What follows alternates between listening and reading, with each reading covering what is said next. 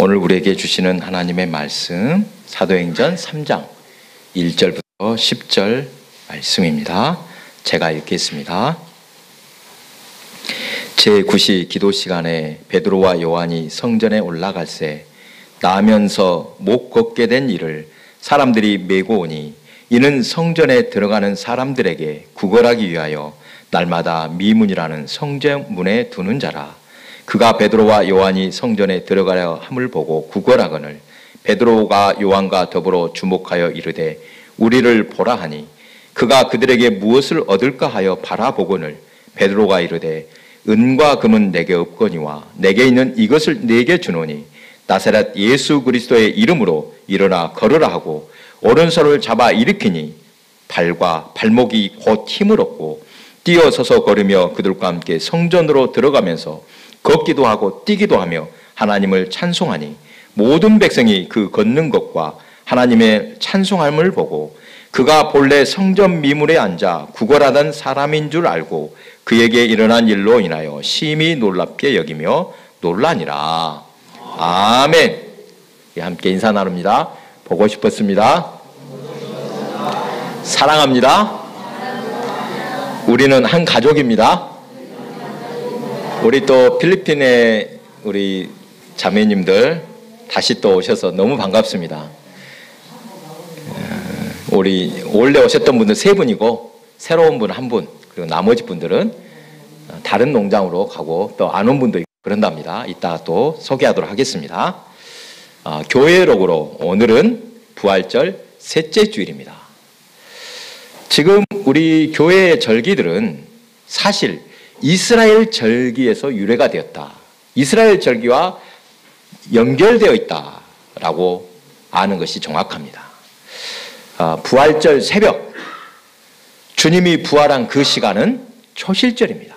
그리고 초실절부터 7주간이 지나면 77절, 곧 오순절의 성령 감림절인데 이 교회에서도 부활절을 한 주로 끝내는 것이 아니라 7주를 지킵니다. 다 의미가 있다는 것입니다.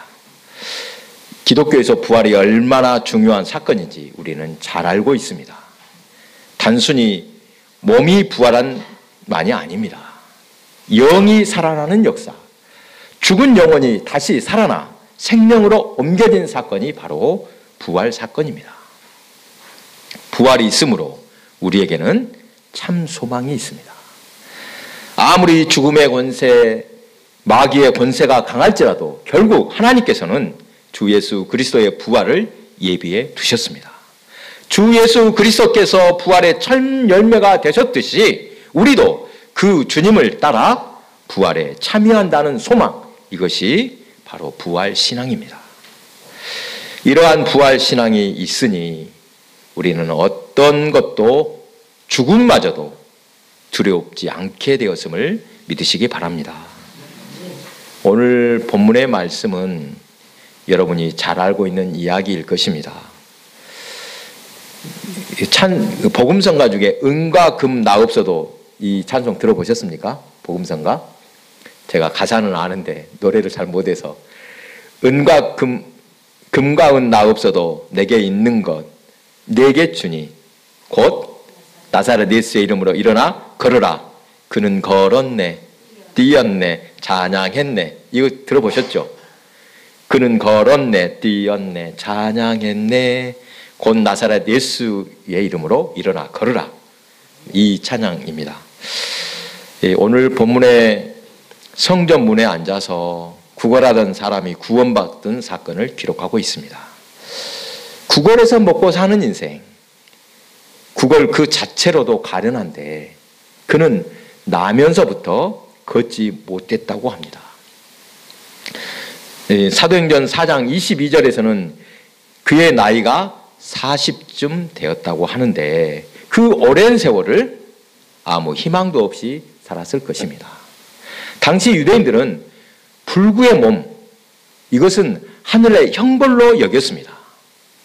누군가 불구의 몸이다 그러면 그는 하나님께서 벌을 내리신 것이다. 그러므로 그 사람 마땅히 죄인 취급을 받았습니다. 단순히 몸이 불편해서가 아니라 영적으로 이미 죄인이라는 낙인이 찍혀 있어서 하나님께 갈 수 없는 몸이라서 희망이 없었다는 것입니다. 그렇게 아무런 희망이 없던 사람에게 놀라운 일이 일어납니다. 그런 날마다 미문이라는 성전 문에서 구걸을 하고 있었습니다. 혼자서는 걸을 수도 없어서 사람들이 메고 와서 그 자리에 앉혀주고 있었습니다. 자기 힘으로는 누군가 메고 와서 앉혀준다는 것이 그 사람의 처지를 잘 말해줍니다. 혼자 힘으로는 어떤 것도 할 수 없는 처지였습니다. 이렇게 희망이 없던 그에게 놀라운 일이 벌어집니다. 제9시, 그러니까 우리 시간으로는 오후 3시 기도 시간이 되어 베드로와 요한은 성전으로 올라가고 있었습니다. 이 오후 3시는 제사장들이 번제를 바치는 시간이었습니다. 예루살렘에 경건한 유대인들은 그 시간에 성전에 와서 기도를 올렸다고 합니다. 베드로와 요한도 늘 그 시간에 기도하고 있었음을 짐작할 수 있습니다. 그날은 미문, 아름다운 문 곁을 지날 때 두 제자는 사람들이 메고 와서 문 곁에 앉혀놓은 한 사람을 만나게 되었습니다. 그런데 하필이면 그가 구걸하고 있는 성전 문이 미문, 한문이죠. 즉 아름다운 문입니다. 여러분 잘 생각해 보십시오. 이 미문은 성전의 남쪽 문을 말하는데 이 방향은 왕의 궁전이 있는 곳입니다. 그러니까 왕은 어느 문으로 들어갑니까? 이 남쪽 문, 미문으로 출입했습니다. 왕이 출입하는 문이라서 더욱 아름답게 꾸며 놓았기 때문에 미문이 되었다고 합니다. 이처럼 왕이 출입하는 미문, 이 가장 아름다운 성전문에 그는 가장 비참한 모습으로 앉아서 구걸하고 있었습니다. 그 사람은 성전에 들어가려는 베드로와 요한을 보고 구걸했습니다. 두 제자는 그를 눈여겨보다가 우리를 보라 라고 합니다. 그때 그는 이 사람들에게 무엇을 얻을까 생각하면서 빤히 쳐다보았습니다. 베드로가 선포하듯이 말합니다. 은과 금은 내게 없거니와 내게 있는 이것을 내게 주노니 나사렛 예수 그리스도의 이름으로 일어나 걸으라. 아멘. 그 사람이 은과 금을 바랄지 몰라도 그것은 제자들에게 없습니다. 예수님께서 그러셨던 것처럼 제자들도 늘 빈손으로 살던 사람들입니다.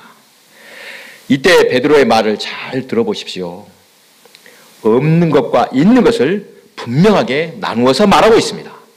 그가 당장 바라는 것, 그것은 줄 능력이 없었습니다. 그러나 베드로는 더 좋은 것, 가장 좋은 것을 가지고 있었습니다. 베드로는 내게 있는 것, 그것은 바로 나사렛 예수의 이름이라고 합니다. 베드로에게 나사렛 예수의 이름은 단순한 주문이 아닙니다. 그 이름에 어떠한 힘이 있는지 베드로가 깨닫게 되기까지 참으로 많은 시간이 걸렸습니다. 그 신비를 알기까지 그는 정말 많은 시련을 겪었습니다. 수제자였는데 자신을 비굴한 사람이라고 자책할 일을 겪었습니다. 여러분 잘 아시죠? 주님을 모른다고 3번이나 부인했습니다. 예수님께서 잡히시고 십자가에서 힘없이 돌아가시자 모든 꿈을 잃어버렸습니다.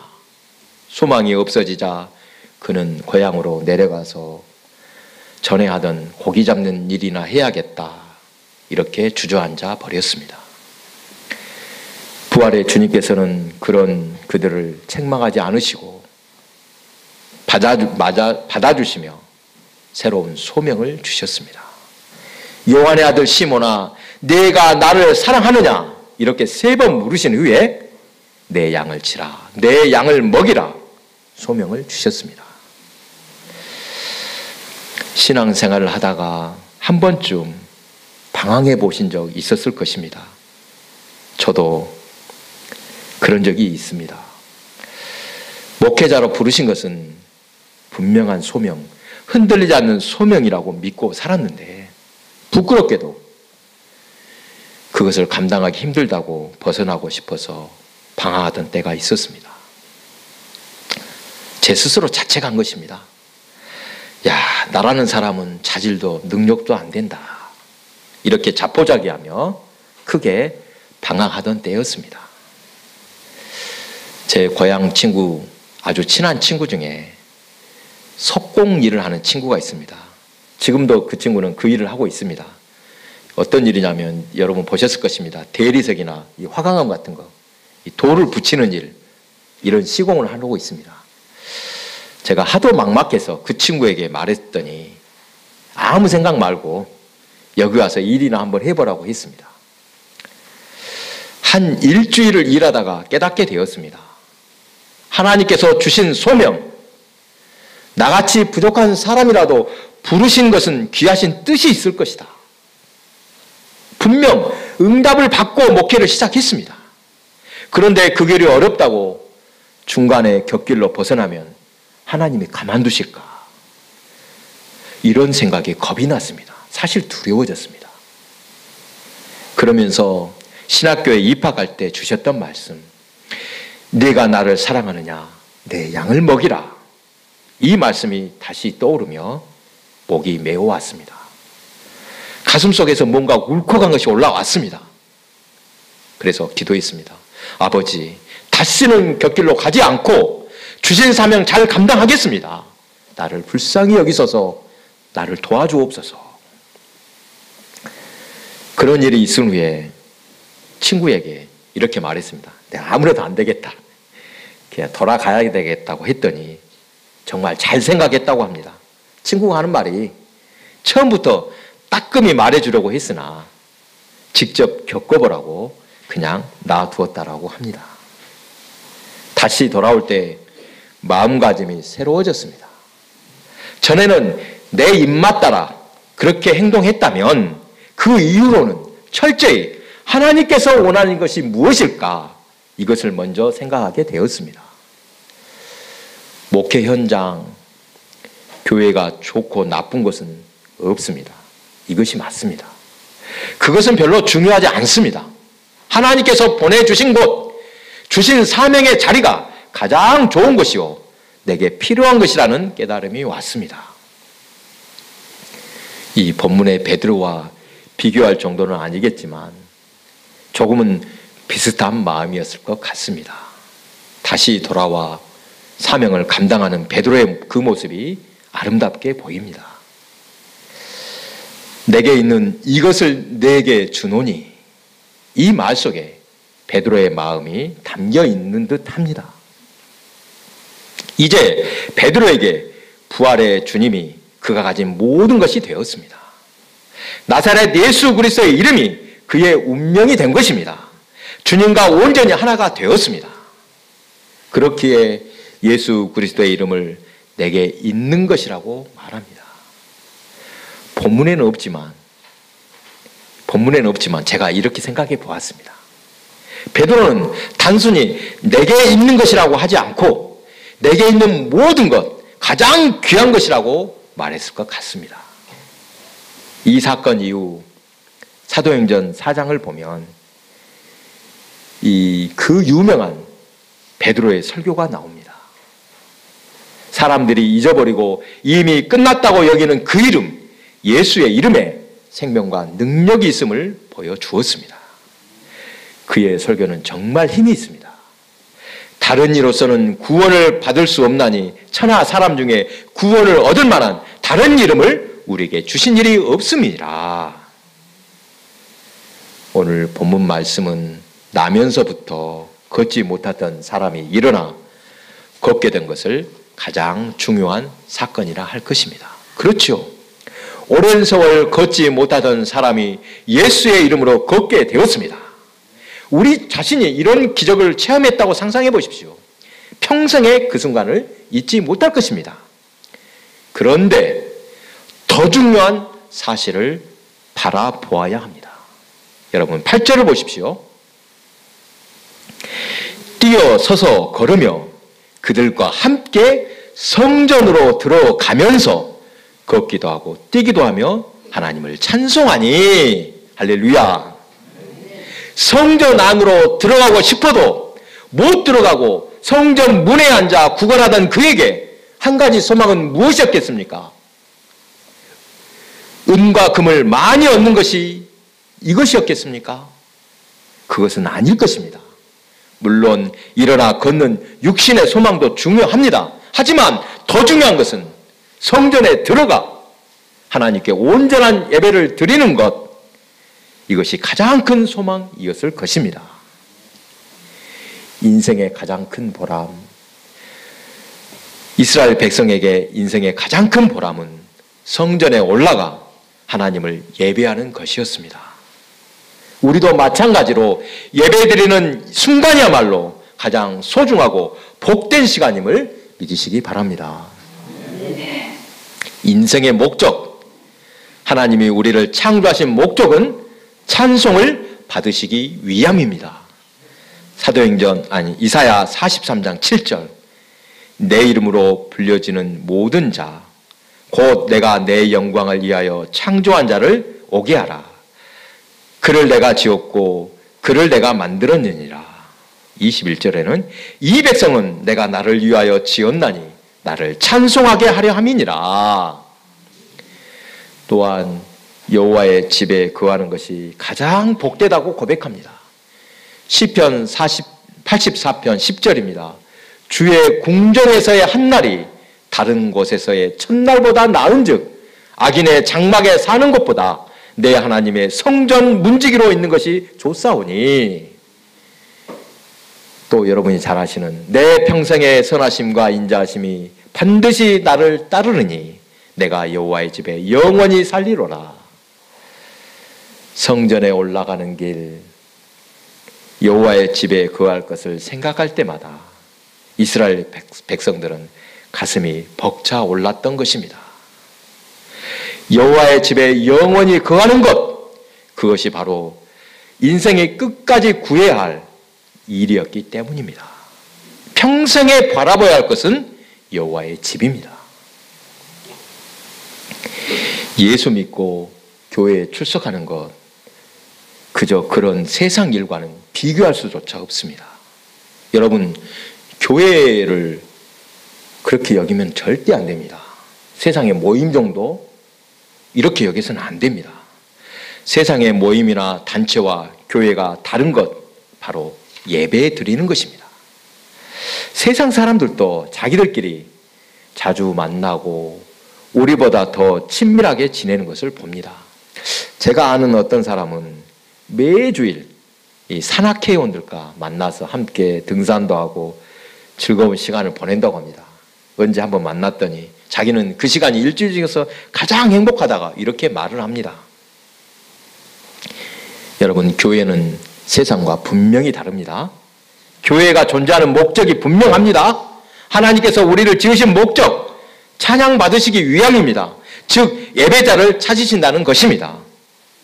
예배드림이 가장 기쁘고 복되다고 고백하시기 바랍니다. 오늘 말씀을 준비하면서 모 교회에서 안전뱅이를 일으킨 사건이 떠올랐습니다.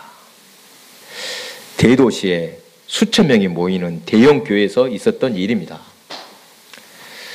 중년의 나이에 한 사람이 교회에 등록을 했습니다. 이 남자인데 다리가 오그라들어서 제대로 걷지 못하는 거의 안전뱅이라고 해야 할 정도로 장애가 심했습니다.